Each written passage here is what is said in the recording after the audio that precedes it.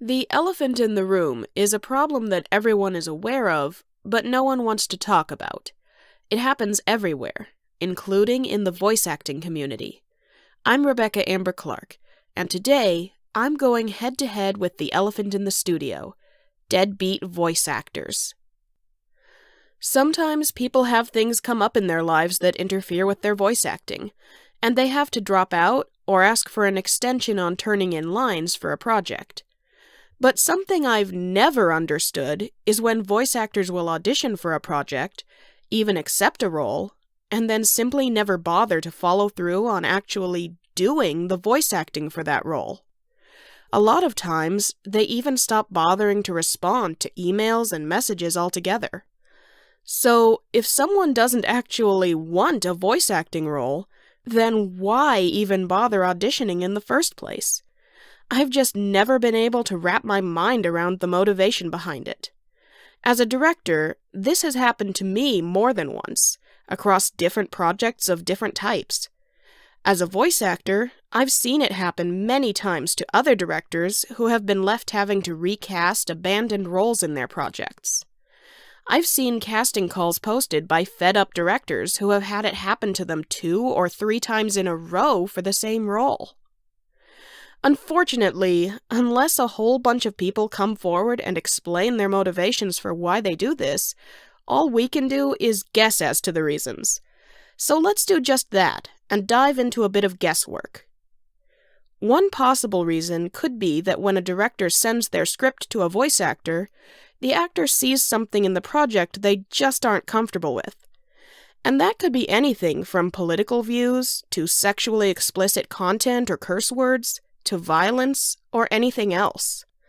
Of course, the right thing for the voice actor to do in this case would be to tell the director they need to back out of the project, and why. But a lot of people just aren't comfortable with even the possibility of a confrontation. So they'd rather just not say anything, and wait for the problem to go away.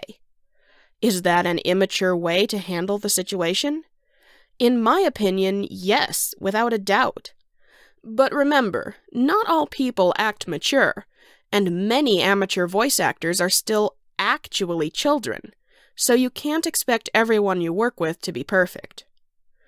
Another reason might be that a brand new voice actor submits a whole bunch of auditions for different projects, and a few days or weeks later, when the roles start getting cast for those projects, they've lost interest.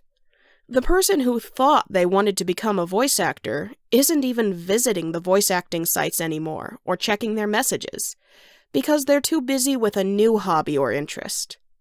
Even if they do see a message in their email, they just don't care enough to reply.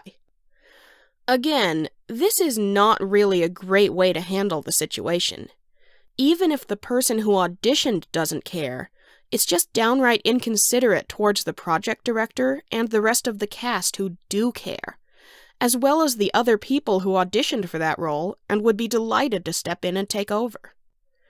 A third possibility is that someone might audition for a project, and even accept it, when they have a lot of free time, and then before they can record, they get a whole lot of school or work assignments they weren't expecting. If their email inbox gets flooded enough with other responsibilities, they might not even see emails from the director. Or if they do, they might plan to reply later, and then forget until the email is so buried they never see it again to be reminded.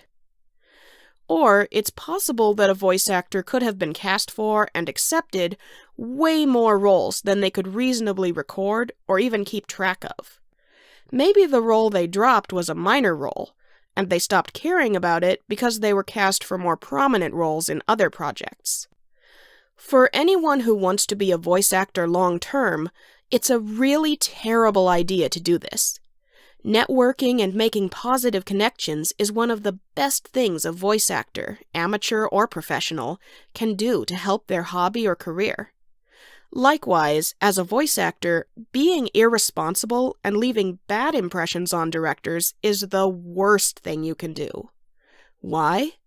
Because positive or negative, people talk. But I think this is bigger than the voice acting community. I'm definitely no psychology expert, But I've seen this kind of behavior in other situations. For example, deadbeat bidders on eBay. People who will bid on and win an auction, and then just never bother to complete the transaction and pay for the item they won. Similarly, there's a thing called buyer's remorse.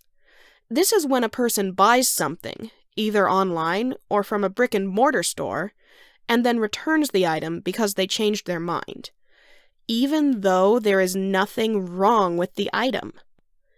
Some people accept a job offer at a business, and then either they quit after a week, after a day, during their first day, or don't even bother to show up for the first day of work at all. Likewise, high school graduates who are planning on going to college can suffer from summer melt and never make it to their first day at college. If you're a voice actor, I guess all I can say is this. Sometimes stuff happens, and you either won't be able to record for that role after all, or you just won't want to. But no matter what, please at least let the director know if you need to drop out. If you're willing to share, we appreciate knowing why, too. But even if you don't give a reason, letting the director know the role is available again means the show can go on. And most directors are a lot more understanding than you might think. If a director is ever mean to you for having the guts to admit you need to drop out of a project, that's on them, not you. And if your director won't thank you for letting them know, then I will. Thank you. If you're a director, I hope this video helped give you a few ideas on what might be going on inside those dropout voice actors' minds.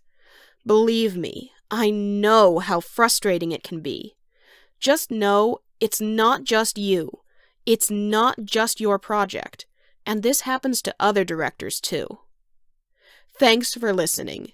If you enjoyed the video, or it gave you something to think about, consider subscribing to catch future episodes. What's your opinion about deadbeat voice actors?